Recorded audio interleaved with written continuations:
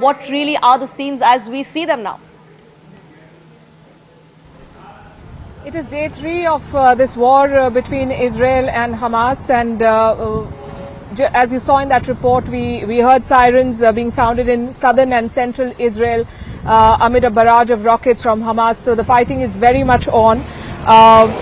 The IDF says that they've targeted 800.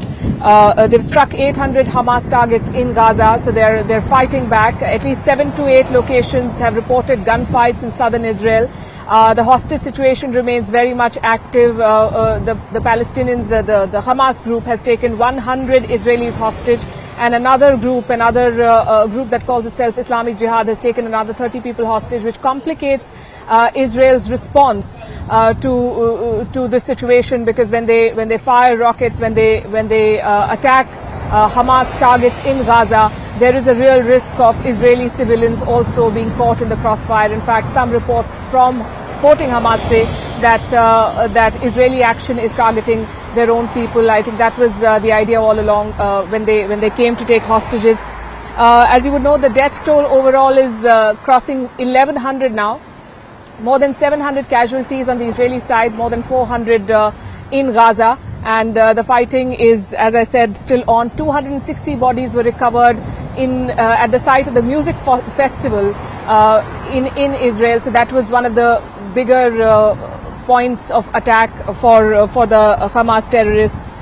Meanwhile, as you saw from the airport, people are still pouring in, but multiple airlines have suspended or scaled down their operations into and out of Israel. That is the situation at the moment, Poonam.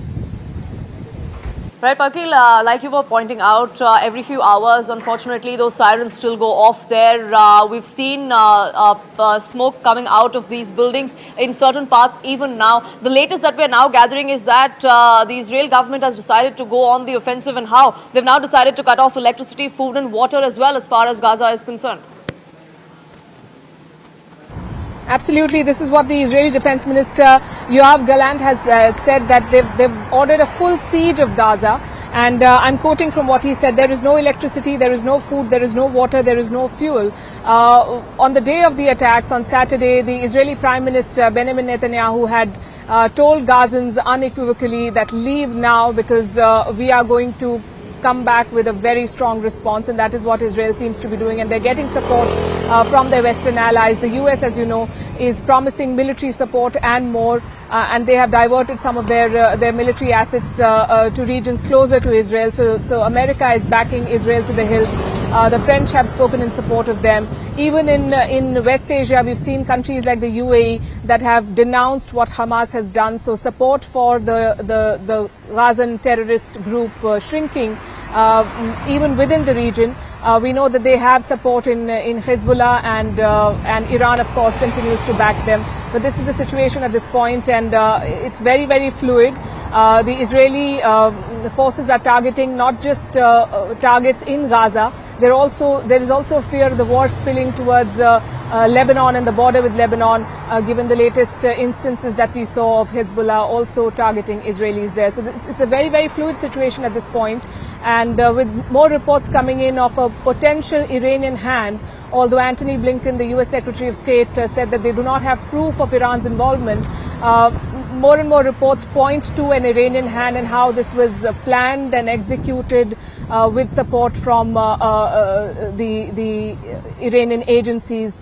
So this is going to get more complicated in the days ahead.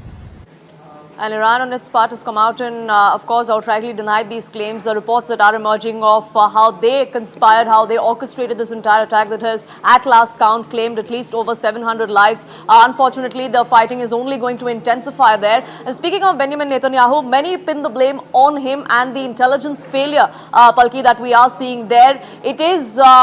of course, people there were caught by surprise, but the attack in itself shouldn't have been a surprise, is what many analysts believe. Oh, there is no doubt that this was an intelligence failure, Poonam. Any way you look at it, this was a colossal failure of Israeli intelligence. Was it hubris? Was it overconfidence that led to this humiliation? They've ordered an investigation to figure out what went wrong. But This is a country that prides itself in having a very, very strong and robust intelligence mechanism. They are the strongest army in West Asia. They warded off attacks in the past. They are surrounded by hostile neighbors, and they have been surrounded by hostile neighbors since the inception of the Israeli state. Given this history, given the fact that they were heading into a normalization deal with Saudi Arabia that would have unsettled a lot of regional players, the fact that Israel did not see this coming is truly shocking.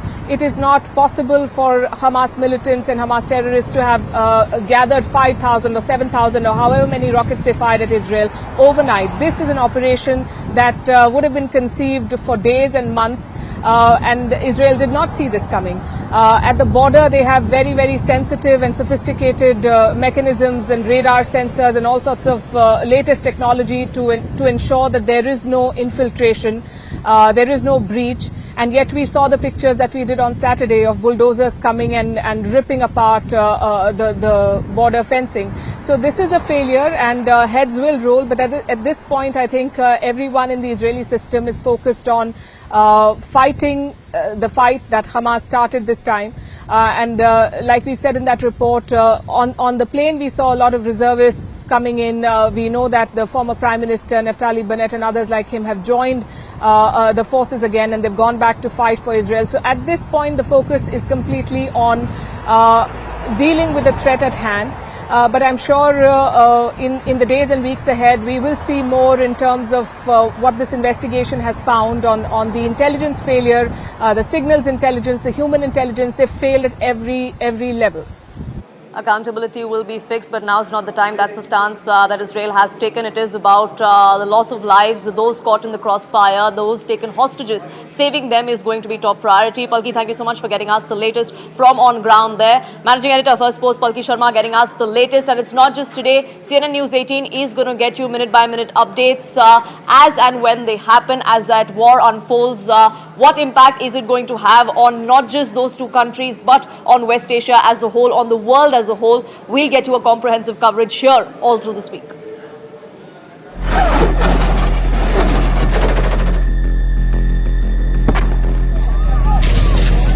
Israel is at war. It has come under terrorist attacks. Hamas launched thousands of missiles at Israel.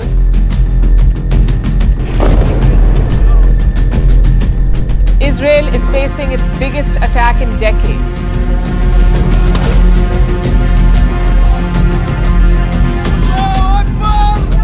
Prime Minister Netanyahu has declared a state of war.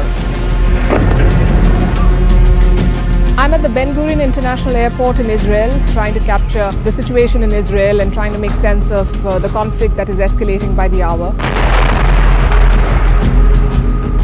And where do major powers like the US, Europe and Russia stand in this fight? We'll bring you a 360-degree perspective of this war in West Asia.